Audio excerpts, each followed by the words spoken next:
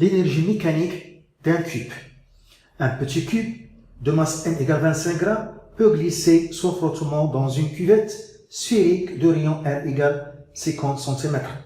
Sa trajectoire, lorsqu'elle est en contact avec la cuvette, est un arc de cercle de son tracé situé dans un plan vertical. Le cube est abandonné avec une vitesse V0 égale 2 mètres par seconde en S, tel que la droite CS face à un angle θ égale 60 degrés avec la verticale.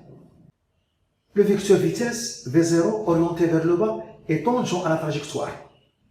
On choisit l'axe OZ orienté vers le haut et son origine est confondue avec le fond de la cuvette en I. Et l'état de référence pour l'énergie potentielle de pesanteur EPP égale à 0 en Z égale à 0. 1. Calculer l'énergie mécanique du cube. 2. Déterminer l'altitude maximale atteinte par le cube après le point I. 3. Décrire le mouvement du cube. 1. L'énergie mécanique du cube.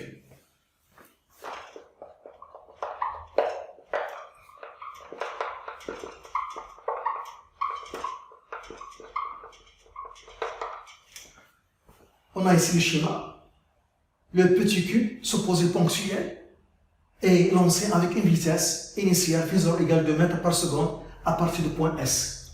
Au cours de son mouvement, le cube est soumis à son poids P et à la réaction R. La réaction R est perpendiculaire au déplacement car on a supposé que les frottements sont négligeables. Donc, la réaction R ne travaille pas car elle est perpendiculaire au déplacement. Le poids P travaille. Et le poids P ici est une force intérieure pour le système cube-terre. La réaction est une force extérieure, ne travaille pas, en absence de frottement.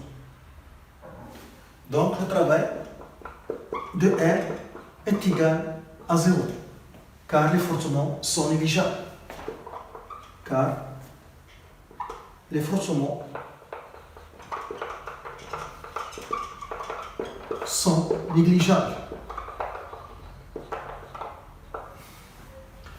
Le travail de poids P est cyclique, cette fois, le travail de poids P est égal à l'opposé de la variation de G potentiel de pesanteur. Puisque le travail de poids P cyclique, cette fois, on dit que le poids P est une force conservative. Et le poids qui travaille ici. La seule force extérieure qui existe ici, c'est la réaction R, ne travaille pas en absence de frottement. Dans ce cas, l'énergie mécanique se conserve. Donc, EM, l'énergie mécanique EM est égale à une constante. Dans ce cas. Donc, puisqu'elle est constante, je peux la calculer en n'importe quel point. Donc, je choisis le point où on a les données. C'est le point S. On a des données au point S, on connaît la vitesse au point S et on connaît aussi la position au point S. Donc, on peut calculer l'énergie mécanique pour ce point et qui est constante, qui reste constante pour n'importe quel point. Donc, EM est égal à EC plus EPP, l'énergie potentielle de pesanteur. EPP est égal à N fois G fois Z plus une constante. Donc ici, il y a plus M fois G fois Z, car on a choisi l'axe OZ orienté vers le haut. Si on a l'axe OZ orienté vers le bas, je dois introduire ici un signe moins. Dans ce cas, EP égale moins NG fois Z plus une constante. Car on doit avoir que lorsque Z augmente, EPP augmente. C'est pour cette raison. Z, c'est l'ordonnée de centre d'inertie du cube. Pour sa position, donc Z se trouve ici. C est une constante qu'on détermine en choisissant un état de référence. L'état de référence choisi ici, EP égale à 0, en Z égale à 0. Donc on a EP égale à 0, EPP égale à 0, en Z est égal à 0. Et je remplace ici EP par 0 et z par 0, et on trouve c est égal à 0. Donc 0 est égal à m fois g fois 0, plus c. Donc c est égal à 0. Donc l'énergie mécanique est égale à 1 demi n v au carré plus n g z. On calcule l'énergie mécanique au point S, elle reste la même pour les autres points. Donc c'est égal à 1 demi n au point S, on a dit qu'on a la vitesse v0 au carré plus n g zs. Zs, c'est l'ordonnée de son de ici du cube. Donc ici, donc Zs, c'est cette distance qui est égale à cette distance, qui est l'origine de la trajectoire R, qui est égale à 50 cm, moins cette distance, qui est le côté adjacent de θ. Donc c'est R, cette distance c'est le rayon, R fois cosinus θ. Donc Zs, c'est R moins R cosinus θ. Zs est égal à R moins R cosinus θ, qui est égal à R facteur de 1 moins cosinus θ. Et je remplace ici. Donc l'énergie mécanique M est égale à 1 demi M V0 au carré plus mg R 1 moins cosinus θ. Application numérique, 1 demi, la masse 25 grammes, donc c'est 25 fois 10 pouces moins 3 en kilogrammes, la vitesse 2 mètres par seconde, au carré c'est 4, plus, la même chose ici, 25 grammes en kilogrammes, 0,025, donc la masse, 25 grammes en kilogrammes, fois 10 pouces moins 3, J10, le rayon 50 cm, en mètres fois 10 pouces moins 2, 1 moins cosinus 60. Donc, on trouve 0,1125 joules de l'altitude maximale atteinte par le cube. L'altitude maximale atteinte par le cube.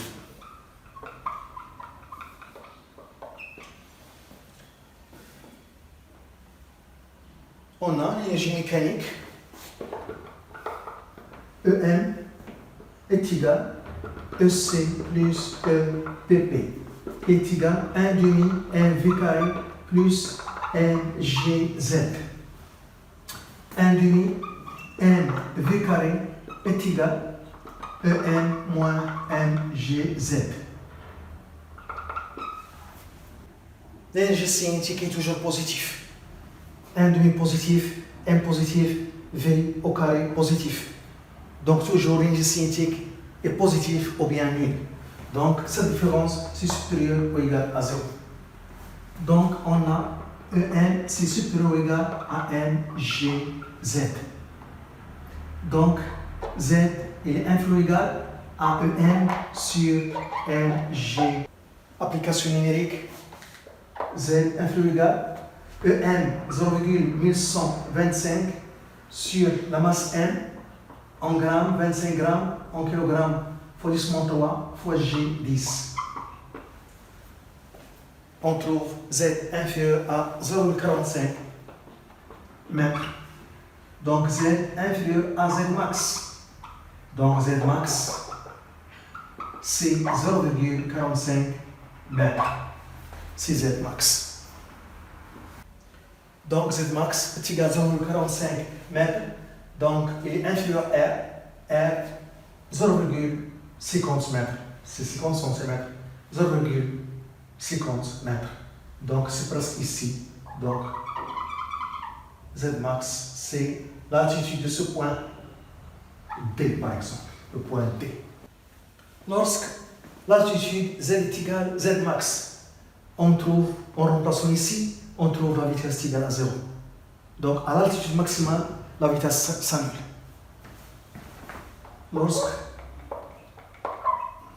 Z est égal à Z max, la vitesse au point D est égale à 0. Et lorsque la vitesse est égale à 0, le sens de mouvement change. 3. Le mouvement du cube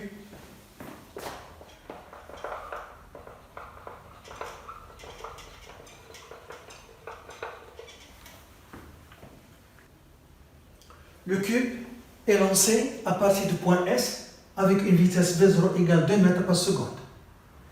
Il descend jusqu'au point I. Puis il monte jusqu'au point D qui a pour altitude maximale 0,45 mètres. En ce point, sa vitesse s'annule car on a l'altitude maximale. D'après cette relation, en remplaçant Z par Z max ici, on trouve V est égal à 0. Et lorsque la vitesse s'annule au point D, le sens de mouvement change. Le cube redescend jusqu'au point I, puis il remonte jusqu'au un point D' qui a pour altitude maximale, D' qui a pour altitude maximale 0,45 mètres. Et en ce point, à l'altitude maximale, la vitesse s'annule. Et le sens de mouvement change. Et ainsi de suite. Donc il y a un mouvement aller-retour, aller-retour, aller-retour. Mouvement d'oscillation. Le cube a un mouvement d'oscillation. Le cube descend jusqu'au le point I, jusqu'en I, puis monte jusqu'au point D. Au point D, on a la vitesse Vd est égale à 0, car Hd est égal à Z maximal. On a l'altitude maximale. Le sens du mouvement change. En ce point, le sens du mouvement change. Le cube redescend, puis remonte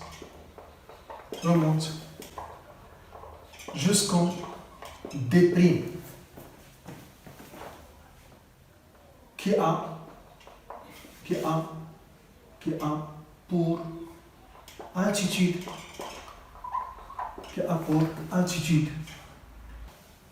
Hd' est égal à Z max, qui est égal à 0,45 mètres, et Vd' est égal à 0 au point D', et le sens du mouvement change. Et le sens du mouvement change. Et ainsi de suite. Et ainsi de suite. Donc le cube a un mouvement d'oscillation. Le cube a un mouvement d'oscillation.